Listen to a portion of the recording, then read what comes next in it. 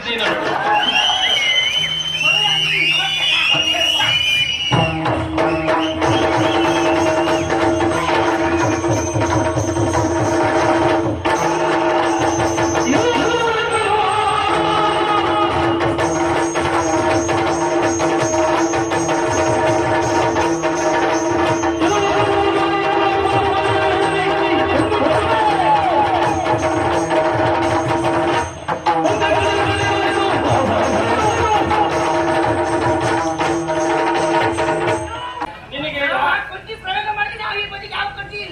ಯಾವ ಕಡ್ಡಿ ಎಲ್ಲಿ ಇಡಬೇಕು ಎಲ್ಲ ಗೊತ್ತಿರ್ತದೆ. ಹೌದಪ್ಪ. ಏನ ನಾವು ರಾಮನನ್ನ ಆರೈಸ್ತಾ ಇದ್ದವರು ಸೀತೆಯನ್ನು ಎಳ್ಕೊಂಡು ಹೋಗ್ತಾ ಇದೆಯಲ್ಲ, ಬಿಡ್ತೀಯ ಬಿಡ್ತೀನಿ ಸಾಧ್ಯ. ಏ ಬಸವ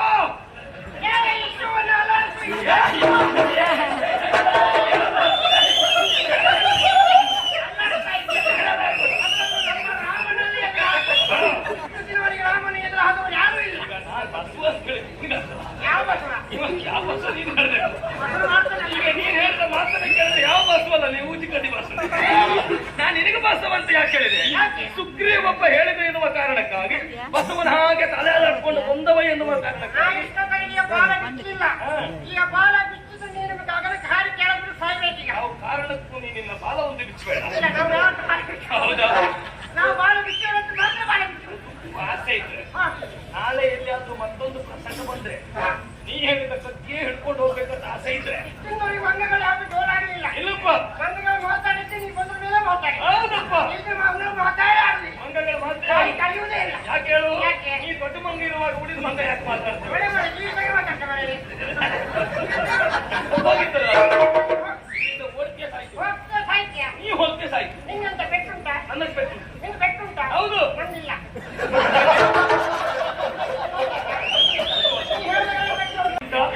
ನೀನಲ್ಲಿ ಮಂಗ ಅಂತ ಗೊತ್ತಾದ್ಮೇಲೆ ಎಲ್ಲರೂ ಕಾಯ್ತಾ ಇದ್ದೀವಿ. ಈ ಮಂಗ ಏನ್ ಮಾಡ್ತದೆ ಹಾಗೆ ನಾವು ಮಂಗನೂ ಮಾಡಬಲ್ಲ, ಯಾವುದು ಮಾಡಬಲ್ಲ ಬಂದವ. ಅದೇ ಸಂತೋಷ ನಮಗೆ. ನೀನು ಮಂಗನೂ ಮಾಡ್ತೀಯ, ನೀ ಮಂಗನೂ ಮಾಡ್ತೀಯ, ಯಾವ್ದು ಬೇಕಾದ್ರೂ ಮಾಡ್ತೀಯ. ಆದ್ರೆ ಯಾವ್ದು ಮಾಡಿದ್ರು ಮಂಗನೇ ಮಾಡುದು.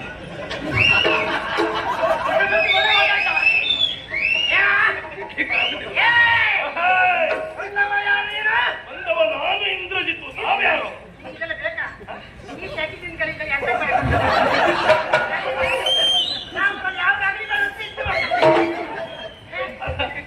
ಈಗೆಲ್ಲ ಬೇಕಾ? ನೀನ್ ಇವತ್ತಲ್ಲ, ನೀನ್ ಯಾವತ್ತು ಮಾಡುದು ಅದೇ. ನಾವು ಅದಕ್ಕಾಗಿ ನಾವು ಒಂದು ಬದಿಗೆ ಕೂತ್ಕೊಳ್ಳಿ. ಹೌದಪ್ಪ, ಅದಕ್ಕಾಗಿ ನೀ ಸೊಪ್ಪಿಟ್ಟು ಕೊಡ್ತೀನಿ ಗೊತ್ತಲ್ವಾ? ನಿನಗೂ ಇದೆಲ್ಲ ಬೇಡ. ನಿನಗೂ ಒಂದು ಕೆಲಸ ಮಾಡು, ನೀ ಯುದ್ಧಕ್ಕೆಲ್ಲ ಬರುವುದು ಬೇಡ. ಈಗ ರಾಮನನ್ನ ದೇವರು ಅಂತ ಒಪ್ಪಿದವರು ನೀವು. ಈಗ ನೀನು ದೇವರು ಪೂಜೆ ಮಾಡ್ಕೊಂಡಿರೋದು ಒಳ್ಳೇದು. ಈಗ ರಾಮನನ್ನ ನೀನು ಪೂಜೆ ಮಾಡುದಾದ್ರೆ ಹೇಗೆ ಪೂಜೆ ಮಾಡ್ತೀಯಪ್ಪ? ನಾವು ರಾಮನನ್ನ ಊಜಿ ಹಾಕಿ ಪೂಜೆ ಕಟ್ಟಿ ಹೆಚ್ಚು ಪೂಜೆ ಮಾಡ್ತೀವಿ. ಯಾವ ಕಟ್ಟಿ ಹಚ್ಚಿ ಪೂಜೆ ಮಾಡೋದು? ಪೂಜೆ ಕಟ್ಟಿ ನೋಡು, ನೀ ಆ ಒಂದು ಕಡ್ಡಿಯಿಂದ ಎಷ್ಟು ಪ್ರಚಾರ ಆಗಿದೆ ಅಂತ ಹೇಳಿದ್ರೆ, ಆ ಕಡ್ಡಿ ಒಂದು ಭೂಲೋಕದಲ್ಲೋ ದೇವಲೋಕದಲ್ಲೋ ಇರದೇ ಇದ್ರೆ ನೀನ್ ಯಾರಂತ ಗೊತ್ತಾಗುದಿಲ್ಲ. ಪ್ರಯೋಗ ಆಗುತ್ತೆ. ಹೌದಪ್ಪ, ನಿನಗೆ ಕಡ್ಡಿ ಪ್ರಯೋಗ ಮಾಡಿ ನಾವು ಈ ಬದಿಗೆ ಯಾವ ಕಡ್ಡಿ ಇಲ್ಲ. ನಿನಗೆ ಯಾವ ಕಡ್ಡಿ ಎಲ್ಲಿ ಇಡಬೇಕು ಎಲ್ಲ ಗೊತ್ತಿರ್ತದೆ. ಹೌದಪ್ಪ. ಏನ ನಾವು ರಾಮನನ್ನ ಆರೈಸ್ತಾ ಇದ್ದವರು ಸೀತೆಯನ್ನು ಎಳ್ಕೊಂಡು ಹೋಗ್ತಾ ಇದೆಯಲ್ಲ, ಬಿಡ್ತೀಯ ಬಿಡ್ತೀನಿ ಸಾಧ್ಯ. ಏ ಬಸವ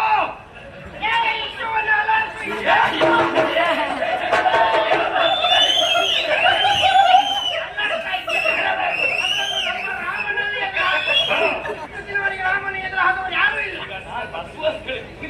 ಯಾವ ಬಸವ? ಯಾವ ಬಸವ ನೀನು ಹೇಳಿದೆ? ಈಗ ನೀನ್ ಹೇಳಿದ ಮಾತನ್ನ ಕೇಳಿದ್ರೆ ಯಾವ ಬಸವಲ್ಲ, ನೀವು ಊದಿ ಕಡ್ಡಿ ಬಸವ. ನಾನು ನಿನಗೆ ಬಸವ ಅಂತ ಯಾಕೆ ಹೇಳಿದೆ?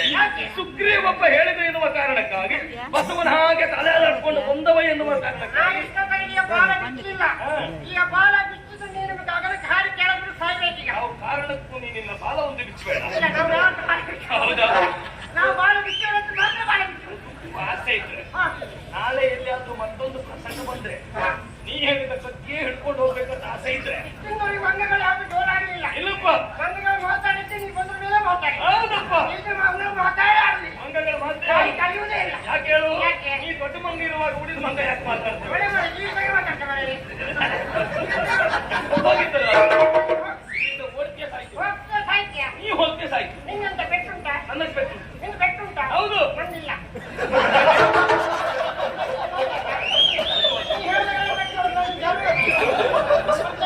ಒಂದು ಕೆಲಸ ಮಾಡು, ಈಗ ನನ್ನದ್ದು ಯಾವುದು ಉಂಟದು ನಿನ್ನದಿಲ್ಲ ಅರ್ಥ ಆಯ್ತು. ಈಗ ನನ್ನದು ಪೆಟ್ಟುಂಟು, ನಿನ್ನದು ಪೆಟ್ಟಿಲ್ಲ, ಇಲ್ಲ. ನಾ ಬದುಕ್ತೇನೆ. ನನ್ ಬೆಟ್ಟುಂಟಾ? ನೀವು ವಿರುದ್ಧ ಹೇಳು. ನಾನು ಬರುವಾಗ ಹೇಗುಂಟಾ? ನೀವು ವಿರುದ್ಧ ಹೇಳು. ಒಂದು ಸಾಯಿ ಮಾಡ್ಕೊಂಡು ಬದುಕು. ಜೀವನ ಒಂದಾಗೆ ಬಂದವ. ಈ ಎರಡರಲ್ಲಿ ಒಂದು ಮಾಡ್ಲಿಕ್ಕೆ ಯಾವುದು ಗೊತ್ತುಂಟು? ಯಾವುದು? ಮೊದಲನೇದು ಯಾವುದು ಇದು? ಇಲ್ಲ, ಹುಟ್ಟಿದ ಮನುಷ್ಯ ಏನಾದ್ರು ಮಾಡ್ಲೇಬೇಕು. ಒಂದು ಈಗ ಮನುಷ್ಯ ಅಲ್ಲದೆ. ಮಂಗನಿಂದ ಮಾಡೋಣ. ರಾಮನಿಗೆ ಹೋಗ್ಕೊಂಡು ಹೇಳು. ನಾವು ಮಂಗ, ಈ ಮಂಗನಿಂದ ಮಾಡೋಣ. ರಾಮನಿಗೆ ಹೋಗಿ ಹೇಳು. ಹೇ, ಮಂಗನಿಂದ ರಾಮ ಸುದ್ದಿ ಹೇಳ್ಬೇಡ, ರಾಮ ಬರ್ತಿಲ್ಲ. ರಾಮ ಬಂದ ನಾಳೆ ಎಷ್ಟು ನೋಡ್ತಾನೆ.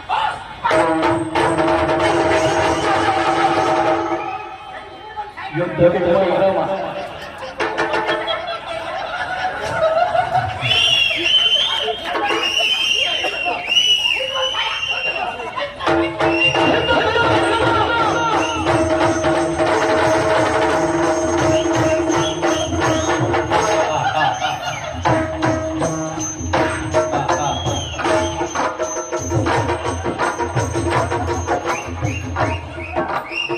ಇಷ್ಟು ಹೊತ್ತಿನವರೆಗೆ ಬಂದ ಎಲ್ಲಾ ಮಂಗನಿಗಿಂತೂ ನಿಜವಾದ ಮಂಗ ಅಂತ ಮಾಡಿ ತೋರಿಸಿದ್ದೀನಿ ನಾನು.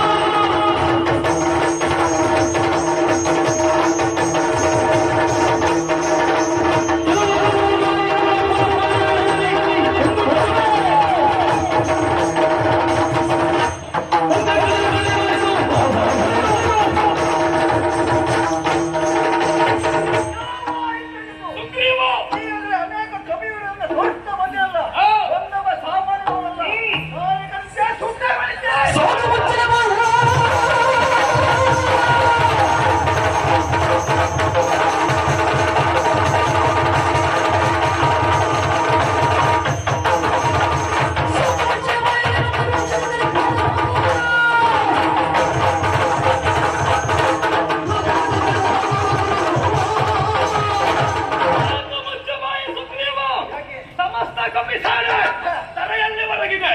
ಕಪ್ಪಿಗಳಿಗೆ ನಾಯಕ ನೀನು, ನಿನಗೆ ನೀತಿಯ ಮಾತು.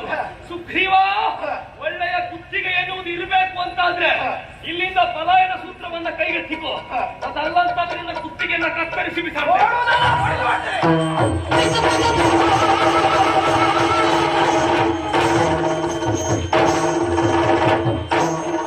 ಸೂರ್ಯೋದಯಕ್ಕೆ ಯುದ್ಧವನ್ನು ಪ್ರಾರಂಭ ಮಾಡಿದೆ. ಸೂರ್ಯಾಸ್ತಮಾನಕ್ಕೆ ಇನ್ನೂ ಒಂದು ಗಳಿಗೆ ಹಾಗೆ ಉಂಟು. ಹತ್ತಿರವರೆಗೆ ನಡೆದ ಯುದ್ಧದಲ್ಲಿ 67 ಕೋಟಿ ನಾಯಕರನ್ನು ಸಂಹಾರ ಮಾಡಿದ್ದೇನೆ. ಹಾಗಾದ್ರೆ ನಿರೀಕ್ಷೆ ಯಾರದ್ದು? ಸತ್ತ ಮಂಗಗಳದಲ್ಲ, ನಿರೀಕ್ಷೆ ಮಂಗಗಳಿಗೂ ಮಾನವರಿಗೂ ದೇಶ. ರಾಮಚಂದ್ರಮನ ನಿರೀಕ್ಷೆ. ಎಲ್ಲರಲ್ಲಿ ಹೋರಾಟ ಮಾಡಿದ ಹಾಗೆ ರಾಮನಲ್ಲಿ ಯುದ್ಧ ಅಲ್ಲ. ರಾಮನಿಗೂ ಗೊತ್ತಾಗಬಾರದು. ಇನ್ನು ಕೆಲವು ಉಳಿದ ರಾಮಸೇನೆಯವರು ಧರೆಯಲ್ಲಿ ಬೀಳಬೇಕು. ರಾಮ ಲಕ್ಷ್ಮಣರನ್ನ ಧರೆಯಲ್ಲಿ ಕೆಡಹಬೇಕು. ಅದಕ್ಕೋಸ್ಕರ ಮಾಯಕದ ಯುದ್ಧವನ್ನ ಮಾಡ್ತೇನೆ. ಶಿವನ ಅನುಗ್ರಹದಿಂದ ಪಡೆದ ರಥವನ್ನು ಮೋಡದ ಮರೆಯಲ್ಲಿ ನಿಲ್ಲಿಸ್ತೇನೆ. ವಿಶೇಷವಾದ ಅಸ್ತ್ರ ಪ್ರಯೋಗದಿಂದ ರಾಮ ಲಕ್ಷ್ಮಣರನ್ನ